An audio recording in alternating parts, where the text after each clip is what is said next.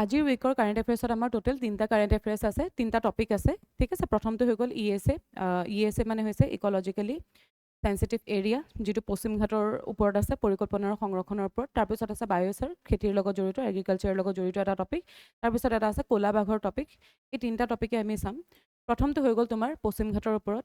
এতিয়া মেইন প্ৰসংগটো এইটো হৈছে যে 6খন ৰাজ্যৰ মাজত আচলতে অলপমান সহমতৰ অভাৱৰ বাবে কি হৈছে, এই স্পৰ্শকাতৰ পৰিস্থিতি তন্ত্ৰটোৰ বাবে আইনী সুৰক্ষাৰ এটা ব্যৱস্থা গ্ৰহণ কৰাত অলপমান পলম হৈ আছে। কাৰণ চবৰ মাজত আচলতে মতানৈক্য হৈছে, মতামতটো মিলা নাই।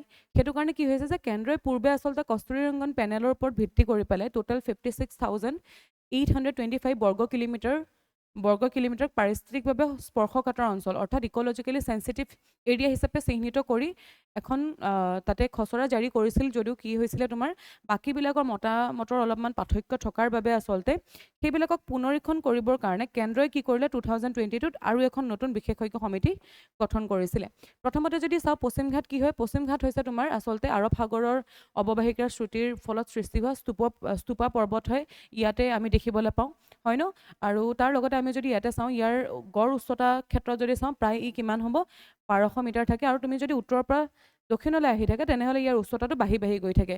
আৰু ইয়াৰে সৰ্বোচ্চ শৃংগটো তোমাৰ ক'ত আছে, ইয়াতে আন্নামালাই পাহাৰ আছে। আৰু আন্নামালাই পাহাৰত আনাইমুৰি যোনটো শৃংগ হয় সেইটো ইয়াৰে সৰ্বোচ্চ শৃংগ হয়। আৰু যোনটো পালক্কৰ যোনটো ফাট হয় সেইটো তাৰ মাজত ব্যৱধান হয়। আৰু ইয়াক স্থানীয়ভাৱে বিভিন্ন নামেৰে জনা যায়, যেনেকৈ মহাৰাষ্ট্ৰত সাহেদ্ৰী কয়, তাৰপিছত তামিলনাডুত নীলগিৰি কয়, আন্নামালাই পাহাৰ বুলি কোৱা হয়, কেৰেলাত কাৰ্ডামম পাহাৰ বুলিও কোৱা হয়। আৰু ইয়াৰ যোনটো পশ্চিমৰ ঢাল হয়, অৰ্থাৎ এই ছাইডৰ যোনটো ঢাল হয় ই চিৰসেউজ হয়। তাৰ লগতে পূবৰ ঢালবিলাক পৰ্ণপাতী অৰণ্য দেখিবলৈ পোৱা যায়, আৰু তাতে শোলা অৰণ্য দেখিবলৈ পোৱা যায়। আৰু বিশ্বৰ তোমাৰ 8টা আটাইতকৈ প্ৰধান জৈৱ বৈচিত্ৰ্যৰ যোনটো হটস্পট থাকে তাৰ মাজত ইও এটা হয়।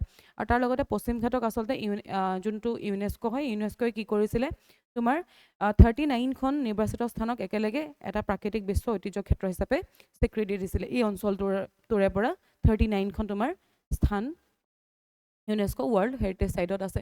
তাৰপিছত আমি যদি চাওঁ তেনেহ'লে কি কি প্ৰতিবেদন আছে, প্ৰথমটো হ'ব মাধৱ গাৰ্গিল যোনটো সমিতি হয়, পশ্চিম ঘাটৰ পাৰিস্থিতিক বিশেষজ্ঞ পেনেল 2010ত গঠন কৰা হৈছিলে। আচলতে ইয়াক কোনে কৰিছিলে, পৰিৱেশ আৰু বন মন্ত্ৰালয়ে কৰিছিলে। দৃষ্টিকোণ কি হয় যে পাৰিস্থিতিক অৱস্থা মূল্যায়ন কৰিবলৈ আৰু দীৰ্ঘম্যাদী ব্যৱস্থা পৰামৰ্শ দিবলৈ কঠোৰ সংৰক্ষণবাদী দৃষ্টিকোণ গ্ৰহণ কৰা। মূল পৰামৰ্শ এইটো আছিলে যে সমগ্ৰ পশ্চিম ঘাটকে কি কৰিব লাগে, ESA হিচাপে ঘোষণা কৰিব লাগে। স্তৰ ভিত্তিক কিছুমান সুৰক্ষা দিছিলে, যেনেকৈ ESA তোমাৰ 1, 2, 3, 4 জোন হিচাপত ভাগ কৰিছিলে। আৰু যোনটো ESA 1 হয় তাতে আচলতে আটাইতকৈ বেছি বাধা দিয়া হৈছিলে, ধৰি লোৱা নতুন বান্ধ খনন আৰু প্ৰদূষণকাৰী এইবিলাক প্ৰকল্প তাতে পাৰ্মিশ্যন দিয়া নহয়। তাৰপিছত হৈ গ'ল কস্তুৰীৰংগন যোনখন সমিতি হয়, উচ্চস্তৰীয় এখন কাৰ্যকৰী গোট হয়। দৃষ্টিকোণ আছিলে যে বহনক্ষম উন্নয়নৰ সৈতে সংৰক্ষণৰ ভাৰসাম্যতা ৰক্ষা কৰিব লাগে। শ্ৰেণী বিভাজন যদি চাওঁ তেনেহ'লে পশ্চিম ঘাটক তোমাৰ 2টা মণ্ডলত বিভক্ত কৰিছিলে। এটাটো সাংস্কৃতিক দৃশ্যপটত, যিটো 60% এৰিয়া তাতে কভাৰ কৰিছিলে, মানুহৰ আধিপত্য থকা অঞ্চল য'ত জনবসতি আছে, বাগিচা আছে। তাৰ লগতে আমি যদি চাওঁ কৃষি কাৰ্য কৰা দেখিবলৈ পোৱা যায়। আৰু আনটো হৈছে তোমাৰ বাকী 40%টো, ঠিক আছে, যিটো প্ৰাকৃতিক দৃশ্যপট বুলি কয়, য'ত আচলতে জৈৱিক সমৃদ্ধি দেখিবলৈ পোৱা যায়। তাতে ধৰি লওক আমি মানুহৰ মানে তাতে জনবসতি খুব কম দেখিবলৈ পাওঁ, বিশেষকৈ বন্যপ্ৰাণীৰ আৱাসস্থল হয়। পৰামৰ্শ কি দিছিলে যে পৰিৱেশ সুৰক্ষা আইন যোনখন 1986 হয় তাৰ অধীনত ESA হিচাপে ঘোষণা কৰিবলৈ কেৱল প্ৰাকৃতিক দৃশ্যপটকহে চিহ্নিত কৰিছিলে। অৰ্থাৎ এই যে প্ৰাকৃতিক যোনটো দৃশ্যপট হয় 40% এৰিয়া হয়, সেইটোকহে অকল ESA বুলি তাতে ডিক্লেয়াৰ কৰাৰ কথা কৈছিলে। এতিয়া স্থগিত হৈ থকাৰ কাৰণ কি আচলতে, প্ৰথমটো হৈছে গাৰ্গিল পেনেল। গাৰ্গিল পেনেলে কি বুলি কৈছে যে এই যে অতি কঠোৰ নিষেধাজ্ঞা যে দিছে, সেইটোৱে কি হৈছে আঞ্চলিক যোনটো অৰ্থনীতি হয় তালৈ তোমাৰ অলপমান ভাবুকি কঢ়িয়াই আনিছে। কাৰণ মই ক'লোৱে ন, তাতে তোমাৰ নতুন বান্ধ হওক বা প্ৰকল্প হওক যে পৰিৱেশৰ ক্ষতি কৰে, সেইখিনি কৰিব নোৱাৰে। যাৰ ফলত কি হৈছে, যাৰ ফলত আচলতে কৈছে যে অৰ্থনীতিলৈ তোমাৰ ভাবুকি কঢ়িয়াই আনিছে। যেনেকৈ আমি যদি চাওঁ যুক্তৰাষ্ট্ৰীয় সংঘাতৰ কথাও কৈছে যে এখন কেন্দ্ৰীয় পশ্চিম ঘাট পাৰিস্থিতিক কৰ্তৃপক্ষ গঠনৰ প্ৰস্তাৱ দিছিলে, যিটো আচলতে ৰাজ্যসমূহে তেওঁলোকৰ স্বায়ত্ত শাসন খৰ্ব হ'ব বুলি অনুভৱ কৰিছিলে। তাৰ লগতে তেওঁলোকে এইটোৱেও কৈছিলে যে ডেস্কটপ মেপিঙৰ ত্ৰুটি আছে, অৰ্থাৎ তেওঁলোকে কৃত্ৰিম উপগ্ৰহৰ ওপৰত নিৰ্ভৰ কৰিছিলে, যাৰ ফলত কি আচলতে মাটিৰ বাস্তৱ পৰীক্ষাটো কৰি চোৱা নাছিলে। সেইটো কাৰণে কি হৈছিলে, তাতে থকা কৃষি পথাৰকো ভুলকৈ বনাঞ্চল হিচাপে তাতে ডিক্লেয়াৰ কৰি দিছিলে। আৰু সামগ্ৰিক সুৰক্ষা মাত্ৰ 30%লৈ হ্ৰাস কৰিছিল বুলি কৈছে।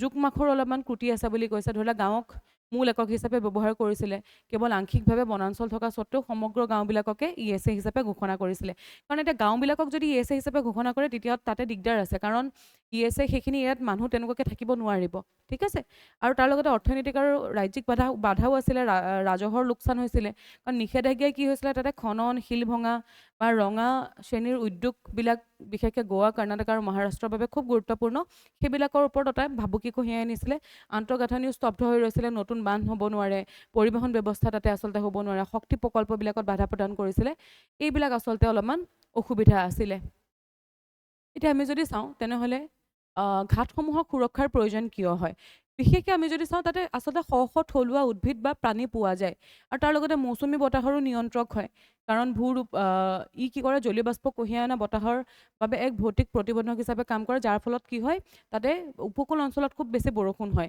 আৰু তাৰ লগতে উপদ্বীপীয় নদীসমূহৰো উৎপত্তিস্থল হয় যেনেকৈ গোদাবৰী কৃষ্ণা কাবেৰী পেৰিয়াৰ এইবিলাকৰ দৰে নদীৰ তাতে উৎপত্তি হোৱা দেখিবলৈ পোৱা যায় তাৰ লগতে অৰ্থনৈতিক বা কৃষিৰ বাবেও সি খুব এটা তোমাৰ গুৰুত্বপূৰ্ণ হয় যেনেকৈ জালুক ইলাচি দালচেনি আম কঁঠাল এইবিলাকৰ খেতি তাতে হয় এইবিলাক আচলতে কিছুমান তাৰ গুৰুত্ব এতিয়া ভৱিষ্যতৰ কাৰ্যপন্থা কি কি হ'ব পাৰে বাধ্যতামূলক তোমাৰ বাস্তৱ পৰীক্ষা ক'ব লাগে ধৰি লওক অকল ছেটেলাইটৰ ওপৰত হেৰি নকৰি পেলাই ৰিয়েল টাইমতো আহি পেলাই তাতে কি কৰিব লাগে সঠিকভাৱে তাতে আচলতে পৰীক্ষা কৰিব লাগে যোনটো বিকেন্দ্ৰীকৃত সহমত হয় ধৰি লওক ওপৰৰ পৰা তললৈ থকা দৃষ্টিভংগী ত্যাগ কৰা উচ্ছেদৰ ভয় নিৰ্মূল কৰিবলৈ ESA নিৰ্ধাৰণৰ বাবে গ্ৰাম সভাৰ অনুমোদন বাধ্যতামূলক কৰিব লাগিব পাৰিস্থিতিক ব্যৱস্থাৰ সেৱাৰ বাবে ধন পৰিশোধ কৰিব লাগিব ধৰি লোৱা খনন বা ঔদ্যোগিক নিষেধাজ্ঞাৰ বাবে হোৱা ৰাজহ লোকচানৰ ক্ষতিপূৰণ দিবলৈ ৰাজ্য বা স্থানীয় লোকসকলক আৰ্থিক উদগনি আৰু সেউজ পুঁজি প্ৰদান কৰিব লাগিব সেউজ অৰ্থনীতি প্ৰসাৰ কৰিব লাগিব ধৰি লোৱা ৰঙা শ্ৰেণীৰ যিবিলাক উদ্যোগ হয় ৰঙা শ্ৰেণীৰ উদ্যোগ মানে হৈছে যিয়ে আচলতে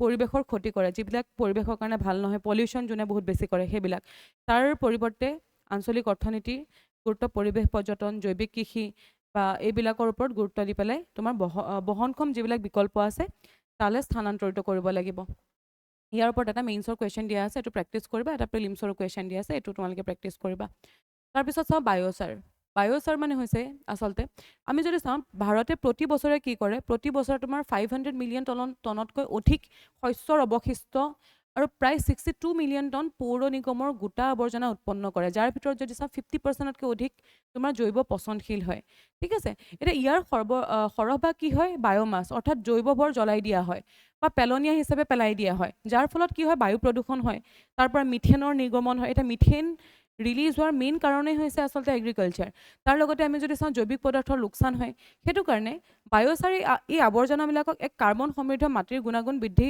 কাৰকলৈ আচলতে ৰূপান্তৰিত কৰাৰ এক উপায় হিচাপে দেখা দিছে যিয়ে আচলতে একে সময়তে কি কৰিব পাৰে তোমাৰ এই যে নৰাবিলাক পুৰে সেই কাৰ্য হ্ৰাস কৰে আৰু তাৰ লগতে মাটিৰ স্বাস্থ্য উন্নত কৰে আৰু লগতে কাৰ্বন ক্ৰেডিট আয়ৰ সৃষ্টি কৰে এতিয়া যদি চাওঁ বায়'চাৰ কি হয় বায়'চাৰ হৈছে অক্সিজেনৰ কম উপস্থিতিত বায়'মাছ মানে হৈছে জৈৱ ভৰ গৰম কৰি প্ৰস্তুত কৰা এবিধ কাৰ্বন সমৃদ্ধ এঙাৰৰ দৰে পদাৰ্থ যি প্ৰক্ৰিয়াক আচলতে আমি পাইৰোলাইচিছ বুলি কওঁ আৰু পাইৰোলাইচিছ প্ৰক্ৰিয়াত কি হয় আচলতে খেতিৰ যোনবিলাক আৱৰ্জনা থাকে বনত যোনবিলাক আৱৰ্জনা থাকে বা চহৰৰ যিবিলাক জৈৱিক আৱৰ্জনা থাকে সেইবিলাকক প্ৰায় 300ৰ পৰা 700 ডিগ্ৰী চেলচিয়াছ উষ্ণতাত গৰম কৰে আৰু যিহেতু অক্সিজেন সীমিত থাকে সেয়েহে কি হয় বায়'মাছ সম্পূৰ্ণৰূপে তোমাৰ পুৰি নাযায় ইয়াৰ পৰিৱৰ্তে ই সুস্থিৰ বায়'চাৰলৈ কি হয় তোমাৰ ৰূপান্তৰিত হয় আৰু ইয়াতে আমি কি কি ব্যৱহাৰ কৰোঁ ধৰি লোৱা ধানৰ নৰা মাকৈ ঠাৰি নাৰিকলৰ বাকলি কুঁহিয়াৰ বাকলি তুঁহ নলাৰ বোকা আৱৰ্জনা এইবিলাক আমি ব্যৱহাৰ কৰোঁ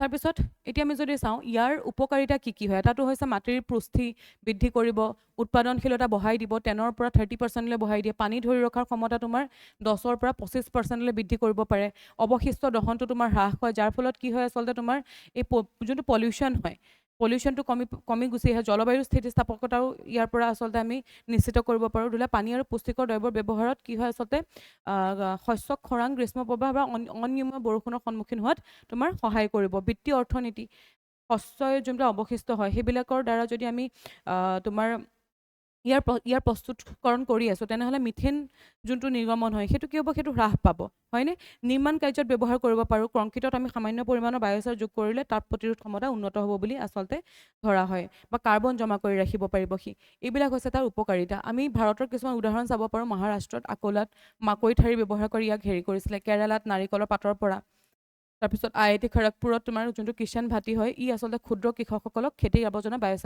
বায়'চাৰলৈ ৰূপান্তৰিত কৰাত সহায় কৰে আৰু তাৰ পৰা উপাৰ্জনৰ পথ এটাও মুকলি কৰি দিয়ে। আন্তঃৰাষ্ট্ৰীয় উদাহৰণ চাব পাৰোঁ, কেনিয়াত আচলতে তুঁহৰ পৰা প্ৰস্তুত কৰে, হয় ন? থাইলেণ্ডতো আমি যদি চাওঁ মাটিৰ পুনৰুদ্ধাৰ বা কাৰ্বন ব্যৱস্থাপনা হিচাপে তাক ব্যৱহাৰ কৰে। ব্ৰাজিলতো হৈছে তোমাৰ, হয় ন? তাতে এমব্ৰাপা প্ৰতিষ্ঠানে তোমাৰ কুঁহিয়াৰৰ পৰা আচলতে বৃদ্ধি কৰিছে। এতিয়া বায়'চাৰৰ কাৰ্বন ক্ৰেডিটৰ সম্ভাৱনাটো কি হয় চোৱা। বায়'চাৰে কাৰ্বন ক্ৰেডিট সৃষ্টি কৰাত সহায় কৰিব পাৰে, অৰ্থাৎ ই কাৰ্বন জমা কৰি ৰাখিব পাৰে। আৰু আমি যদি চাওঁ VM004 কৃষিভূমি ব্যৱস্থাপনাৰ দৰে পদ্ধতিৰ অধীনত তলত দিয়া উপায়সমূহৰ জৰিয়তে কাৰ্বন ক্ৰেডিট উৎপন্ন কৰিব পাৰি। অৰ্থাৎ আৱৰ্জনা জ্বলোৱাৰ পৰা নিৰ্গমন ৰোধ কৰা, দীৰ্ঘম্যাদীভাৱে মাটিত কাৰ্বন ধৰি ৰাখা, হয় ন?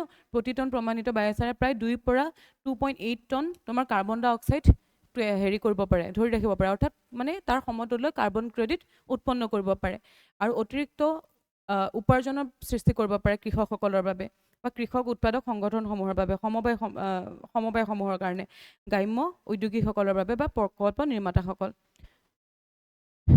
এতিয়া এইখিনিয়ে আছিলে ইয়াতেও এটা মেইনছৰ প্ৰেক্টিছ কুৱেশ্যন দিয়া আছে, এইটো কৰিবা, আৰু এটা প্ৰিলিমছৰো দিয়া আছে। লাষ্টৰ নিউটো হৈছে তোমাৰ চিউথ মেলানিষ্টিক বা ক'লা বাঘ বুলি আমি যাক কওঁ। ইয়াতে দেখিছা চাগে, এনেই বাঘটো এনেকুৱা দেখি পাওঁ, কিন্তু ইয়াতে দেখিছানে ক'লা ক'লা ৰঙৰ আমি ইয়াতে এনেকুৱা লাইন দেখিবলৈ পাইছোঁ। আচলতে মহাৰাষ্ট্ৰৰ যোনটো তাডোবা অন্ধেৰী যোনটো বাঘ প্ৰকল্প হয়, উৰিষ্যাৰ তোমাৰ চিমলিপাল বাঘ প্ৰকল্পলৈকে স্থানান্তৰিত কৰা তোমাৰ জিনাত নামৰ এজনী বাঘিনীয়ে 4টা পোৱালি জন্ম দিছে। এইটো ইমান ইম্পৰ্টেণ্ট নহয়, কিন্তু এক গুৰুত্বপূৰ্ণ ঘটনা হৈছে যে চিমলিপালৰ বাঘৰ সংখ্যাই কম জিনীয় বৈশিষ্ট্য বা আৰু তোমাৰ তাৰ লগত আমি চিউথ মেলানিষ্টিক বা ক'লা বাঘৰ উচ্চ হাৰৰ সমস্যাৰ সন্মুখীন হৈছে। এতিয়া প্ৰব্লেমটোনো কি হয় সেইটো চাই লওঁ এবাৰ। এতিয়া চোৱা, এই মই যে ক'লোঁ চিউথ যোনটো মেলানিষ্টিক হয়, এইটো কি হয় আচলতে বাঘটো? আচলতে তোমাৰ আমাৰ এটা, এতিয়া চোৱা, আমাৰ যে কালাৰটো বেলেগ হয়, ধৰিলা কিছুমানৰ হোৱাইট বেছি বগা হয়, কিছুমান হেৰি হয়, সেইটো কিহৰ কাৰণে হয়? সেইটো মেইনলি তোমাৰ মেলানি বুলি যদি আমি চাওঁ, ইয়াতে যদি চাওঁ, তেনেহ'লে মেলানিন বুলি তোমাৰ এবিধ তোমাৰ কি আছে, আমাৰ জেনেটিক হেৰি আছে, তাৰ পৰা আচলতে আমি সেইটোৰ কালাৰটো দেখিবলৈ পাওঁ। এতিয়া চিউথ মেলানিষ্টিক বাঘ হৈছে তোমাৰ বেংগল টাইগাৰৰ এটা বিৰল বৰণৰ ভিন্নতা। সাধাৰণতে ইয়াক ক'লা বাঘ বুলি কোৱা হয়, কাৰণ সম্পূৰ্ণৰূপে কিন্তু ক'লা নহয় যে হা। ইহঁতৰ অসাধাৰণ ৰূপটো আচলতে কিহৰ কাৰণে হয়? এটা জিনীয় পৰিৱৰ্তন, অৰ্থাৎ জেনেটিক মিউটেশ্যন হয়, জিনত কিছুমান পৰিৱৰ্তন আহে, যাৰ ফলত কি হয়, ইহঁতৰ ক'লা আঁচবোৰ অধিক বহল হয়, ঘন হয় আৰু একত্ৰিত হৈ পৰে। ইয়াৰ ফলস্বৰূপে সাধাৰণ সোণালী ৰঙৰ যোনটো আচলতে তাৰ গাৰ ৰং থাকে, সেইটো অলপহে বাছি ৰয়গে, ব্লেক কালাৰটো বেছিকৈ থাকে। আৰু মেলানিন কি হৈছে? মেলানিন হৈছে ছাল, চুলি, নোমত যি ডাঠ ৰঙৰ বাবে দায়ী, সি এটা প্ৰাকৃতিক বৰ্ণক হয়, পিগমেণ্ট হয়, যিহেতু মই ক'লোৱেই এইমাত্ৰ। আৰু বেংগল টাইগাৰক আচলতে USNৰ যোনটো ৰেড লিষ্ট হয়, তাতে তোমাৰ এনডেঞ্জাৰ্ড বুলি তালিকাভুক্ত কৰা হৈছে, আৰু ই ভাৰতত পোৱা বাঘৰ আটাইতকৈ অধিক সংখ্যক উপপ্ৰজাতি হয়। এটা দেখি পাইছা চাগে ন? এইটো ঠিক আছে, এনেকুৱা হৈ যায়, সাধাৰণতে এনেকুৱা থাকে, কিন্তু এইটো এনেকুৱা হৈছে। তাৰ লগতে যদি চাওঁ, চিমলিপাল বাঘ প্ৰকল্প তোমাৰ যোনটো ময়ূৰভঞ্জ যোনটো জিলা হয়, তাতে অৱস্থিত হয়, উৰিষ্যাত।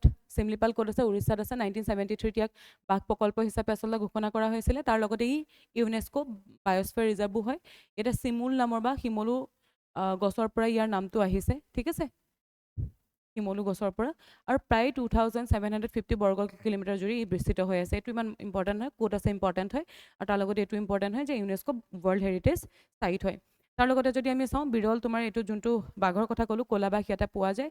চিমলিপালকে ধৰি পেলাই বিশ্বৰ একমাত্ৰ জনাজাত স্থান বুলি আচলতে গণ্য কৰা হৈছে, ঠিক আছে, য'ত এই বাঘবোৰ প্ৰাকৃতিক অৱস্থাত পোৱা গৈছে। এতিয়া ইয়াৰ ওপৰতো এটা প্ৰিলিমছৰ কুৱেশ্যন দিয়া আছে, এইটো তোমালোকে কৰিবা, আৰু ইয়াতে এনচাৰখিনিও দিয়া আছে। আজিৰ কাৰণে এই 3টা টপিকে আছিলে। আকৌ আমি নেক্সট উইকৰ টপিকখিনিৰ লগত আমি আকৌ নেক্সট উইকত লগ পাম।